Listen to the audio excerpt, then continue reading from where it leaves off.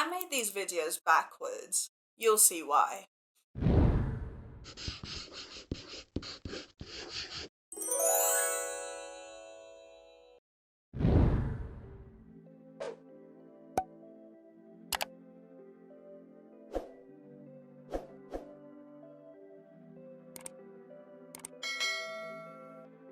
So last week we talked about how annoying it can get to stick to photo studies and not be able to create original art of your own. If you haven't watched last week's video, I highly recommend checking it out. I will link it up in the cards here.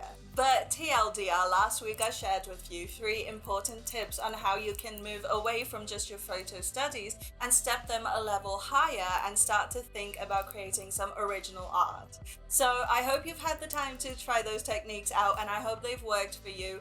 But today what we're going to do is take that another step higher and level up some more. Today we're going to take this all the way and come up with something that is 100% original but not original. You'll see what I mean. If you guys do try these techniques out, then please show me. I really want to see. Head on over to the Discord server. The link is in the video description and show me your paintings on there. And like I said, last week's video and this one today is requested by someone on my Discord server. So thank you to Ruffles Thompson for requesting these 2 videos. As always, if you enjoyed this video and find it helpful, then please do let me know by giving it a big thumbs up and leaving a comment below. Hit that subscribe button and notification bell so you don't miss a future upload on this channel. And if you'd like to see all of these videos early and ad-free, then check out my Patreon. The link is in the description. I also upload 2 exclusive Patreon-only videos on there every single week, so you're missing out. Check that out. The link is in the video description. Alright, let's dive in. So today's video is going to be based off what I like to call the jigsaw hack. We kind of touched on this last week, but basically what we're doing today is very strategically piecing together a character based on other character art that's already out there. You can do this with landscapes, you can do this with 3D models, you can do it with whichever medium of creation you prefer. But just like we did last week, we're going to start by grabbing a whole bunch of reference images, but this time I'm very specifically sticking to other character design paintings by other artists. Last week we painted a super cutthroat, very angular modern character. Today I want to go softer with it and paint a very gentle, very traditionally feminine character who is basically cotton candy if it were a person. And I like to go about this process in a very specific order. First, however, we're gonna put down a basic pose, just very simple anatomy. It's not gonna have any design elements quite yet. For the moment, I just want her to look fluid and graceful. So with that in place, let's look at the 4 steps you can take in order to create an original scene that isn't actually original at all.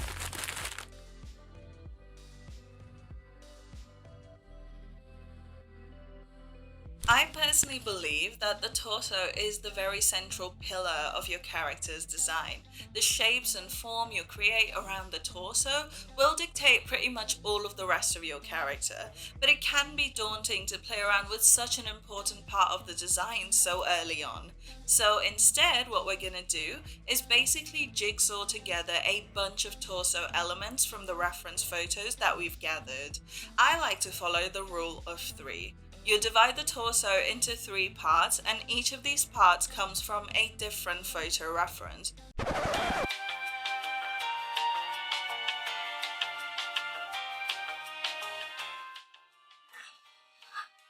No, sir. I need you to leave, please. No, come on. Fly away. No, not right now. Bye.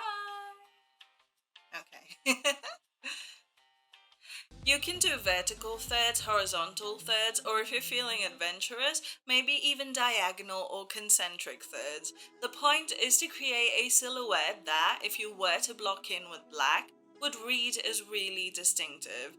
You see, the silhouette of a character is the first thing you notice subconsciously, and I'll bet if I showed you just the silhouette of some of your favorite characters, you'd be able to identify them instantly. But when you look at them consciously, you don't even register the fact that your subconscious mind has memorized a silhouette. In fact, this is the entire premise of that Who's That Pokemon segment, which I'm 100% convinced that was a covert operation to determine which character designers to keep and which ones to fire based on their silhouetting abilities, but I digress. When it comes to the torso, you want to put together such elements that together they form a very unique, visually striking outline.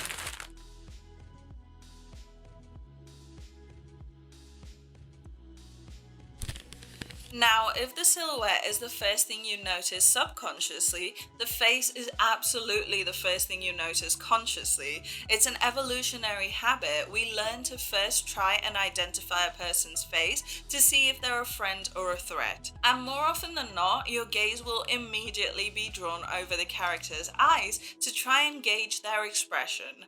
While that's all well and good as a viewer, when it comes to applying these principles as an artist, a lot of us tend to fall into the trap of same face syndrome, where all of our characters look like a differently colored version of the same exact person. And that's perfectly normal, don't beat yourself up about it. When we first learn to draw faces and find a recipe that works and brings us praise, we quickly start to replicate it with every single character. It's cool, we've all done it, and some of us, me, still do it from time to time.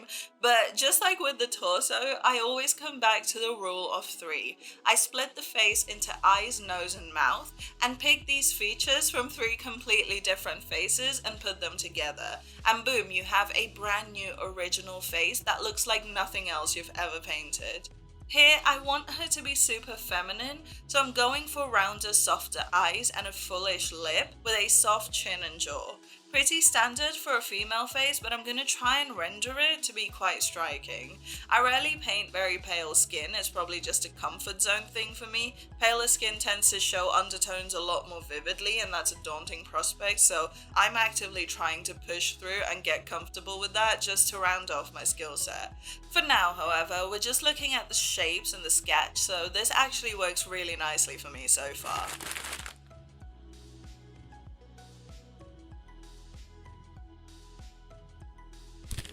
As I said earlier today, the torso is the central core of the body.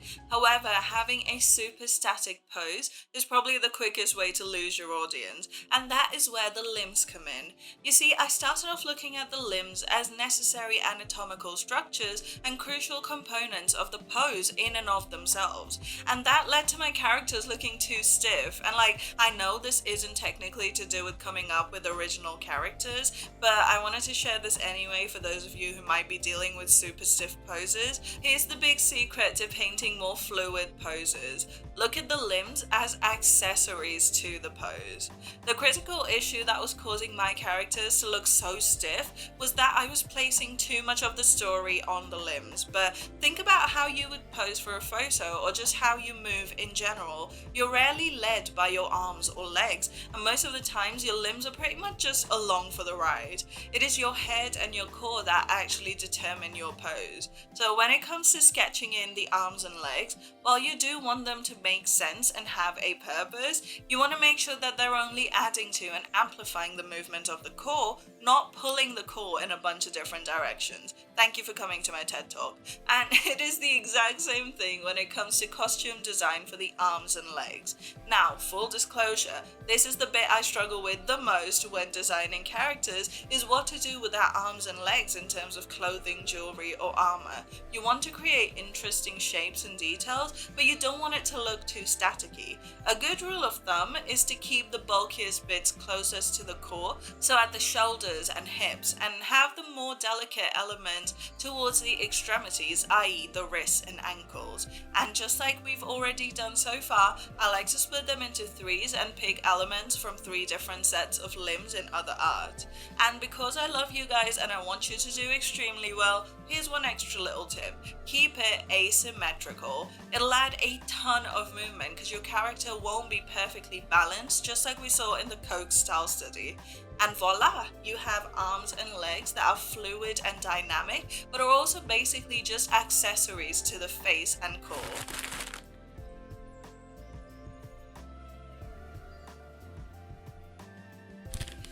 This is the step that I used to skip as if it was poison, and I still have to forcibly remind myself to do it, so here it is. You need to have tiny, pointless accessories to break up the larger shapes. As a person, you may see things like jewelry and embellishments as impractical or unnecessary, but as an artist, you want to step away from that for just a second and think in terms of design principles. You want a good back and forth between light and dark, warm and cool, and fluid and static, and it is the same with big and small shapes. If you have these large fluid elements, you need some smaller, more dynamic, sharp elements to counter them, or your composition is going to look incomplete, or worse, boring. However, it can be really easy to overdo it with accessories, so here's how you strike a balance. It's with the rule of 3, but we're going to layer it. So let's start vertically, where we'll have one main accessory for the head, one for the torso and upper arms, and one for the lower limbs. Next, we're going to go horizontally and add 3 even smaller elements to the head, 3 to the upper arms and torso, and 3 to the legs. And finally, to really push the asymmetry, we're going to do 3 elements diagonally from one shoulder to the opposite angle. Where possible, I try to add repeating shapes so that it all looks cohesive and it feels like these accessories are statement pieces, like she specifically likes this one shape and so has all of her jewelry made in that way. And accessories don't just mean physical jewelry or armor. This can be details such as zippers and fabric prints, scars and freckles, maybe a bit of rim light or sparkle, or even a horn or tusk if you're really going high fantasy.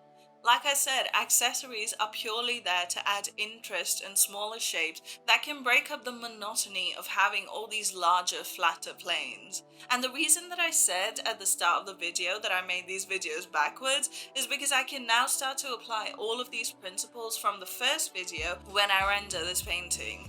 I don't want to make this video super long, so I'm going to save the entire painting process for my Patreon speed paint video. So here's a progression of how I took this painting to its finished stage.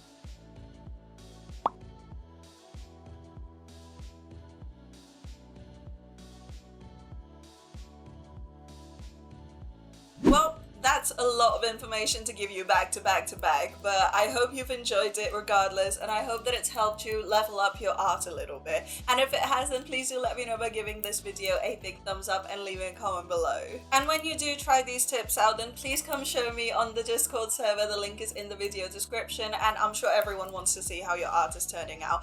And again, thank you so much to Ruffles Thompson for requesting this video. Well, 2 videos. It turned out to be a mini series.